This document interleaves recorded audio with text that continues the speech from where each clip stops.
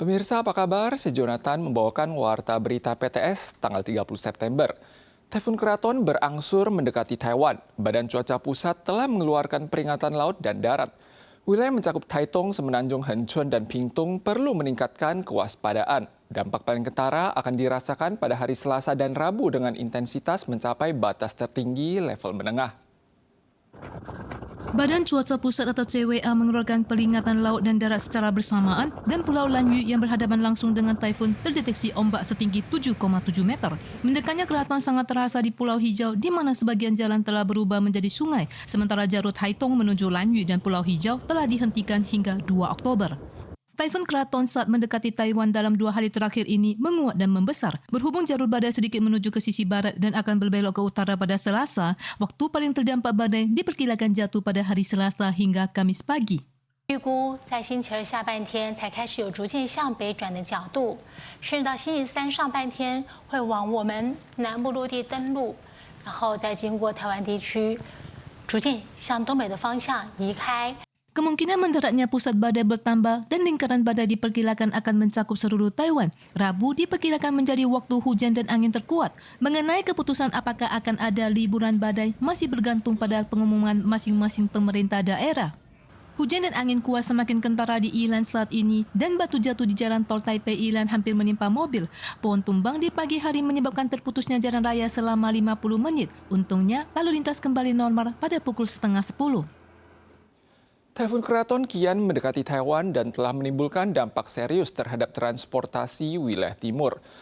Longsor terjadi di sejumlah titik pada jalur provinsial Suhua. Biro Jalan Raya telah menutup akses jalan tersebut.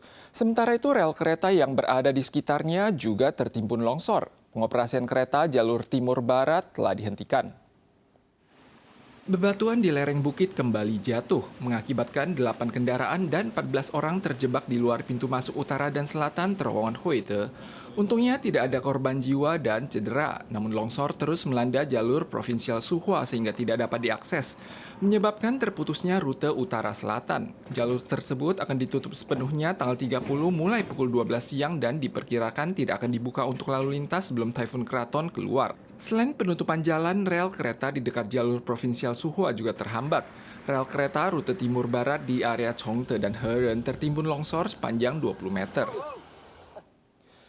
Taifun Kraton semakin mendekati Taiwan dan membawa dampak serius terhadap wilayah timur dan selatan. Jadwal pelayaran kapal rute Pingtung Ryukyu telah dihentikan. Mengingat besarnya curah hujan yang dibawa oleh taifun terakhir pada akhir bulan Juli, Pemkot Kaohsiung dan pengusaha tambak di sepanjang pesisir pantai juga telah melakukan persiapan dini untuk mencegah banjir. Peringatan laut dan darat keraton dikeluarkan bersamaan dan jalur Pingtung Ryukyu akan dihentikan pada tanggal 30 sore sehingga pelaku usaha bergegas mengepak komoditas ke kapal dan ada juga warga yang pulang dengan kapal sebelum pelayaran dihentikan. 船只需要做那个靠泊的准备，所以我们会将末班船就是停驶。那今天航班其他的航运都是正常的。 Mengingat curah hujan yang membawa bencana di Kaohsiung saat Taifun Kaimi Juli lalu, kendati pun perakilan curah hujan Taifun kali ini berada pada sekitar 800 mm, Wali Kota Kaohsiung Chen Qimai pergi melakukan inspeksi ke kolam pencegahan banjir di pagi hari dan Departemen Sumber Daya Air atau WRS juga melakukan inventarisasi mesin dan stasiun pompa untuk memastikan peralatan beroperasi normal. Selain itu, juga mengerahkan traktor untuk membersihkan lumpur dan memastikan kelancaran aliran sungai guna menghindari terulangnya banjir. Peternak tiram dan kerang yang berada di pesisir sempat mengalami kerugian besar akibat serangan Taifun Kaimi sebelumnya. Kali ini, mereka melakukan panen lebih awal untuk menghindari kerusakan peralatan dan hasil ternak.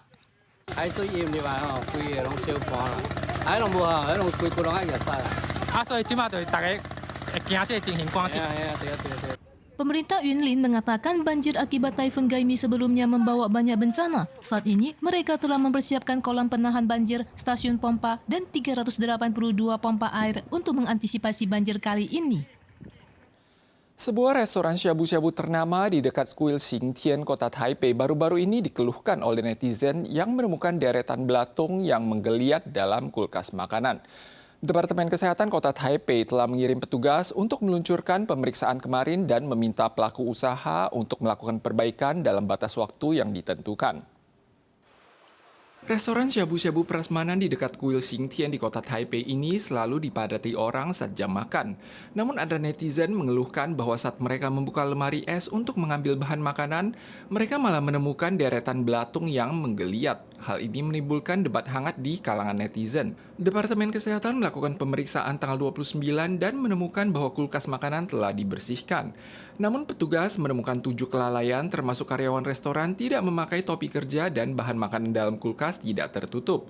Pelaku usaha diwajibkan melakukan perbaikan dalam batas waktu yang ditetapkan. Bila tidak akan didenda 60.000 hingga 200 juta dolar Taiwan sesuai UU Keamanan Pangan. Dalam forum PBB hari Sabtu lalu, Menteri Luar Negeri Tiongkok Wang Yi menyatakan bahwa resolusi Majelis Umum PBB ke-2758 pada 53 tahun lalu secara jelas tidak mengakui isu satu Tiongkok, satu Taiwan. Menanggapi hal ini, Kementerian Luar Negeri Taiwan membantah secara tegas dan mengecam upaya Tiongkok untuk menginvasi Taiwan dengan cara mengacaukan pandangan komunitas internasional.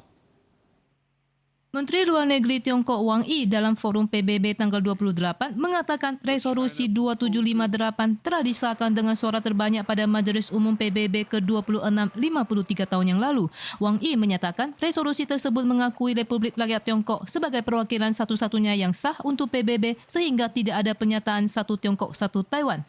这一决议彻底解决了包括台湾在内全中国在联合国的代表权问题。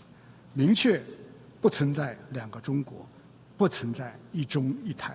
联大第2758号决议的内容，既未提到台湾，也没有确认台湾是中华人民共和国的一部分，更未授权中华人民共和国在联合国代表台湾。外交部要求中国停止误导国际视听。 Kementerian Luar Negeri Taiwan atau MOFA mengecam keras tindakan Tiongkok dan kembali menegaskan tidak ada hubungan subordinasi antara Taiwan dan Tiongkok dan status quo yang objektif di Selat Taiwan inilah yang diakui masyarakat internasional. Banyak negara yang mendukung Taiwan dalam Majelis Umum PBB kali ini. Tak lama ini, Parlemen Australia telah menyetujui bahwa resolusi 2758 MU PBB tidak melibatkan Taiwan. Kemenlu Australia juga menyatakan Australia akan terus mendesak Tiongkok untuk mendorong perdamaian di Laut Tiongkok Selatan dan Selat Taiwan. Selain itu, juga optimis dengan pemulihan dialog kepemimpinan antara AS dan Tiongkok. Pemirsa sekalian, sekian Warta Berita dari PTS. Berikutnya, mari kita saksikan gerhana matahari di Amerika Selatan. Kita soal lagi di lain kesempatan. Sampai jumpa.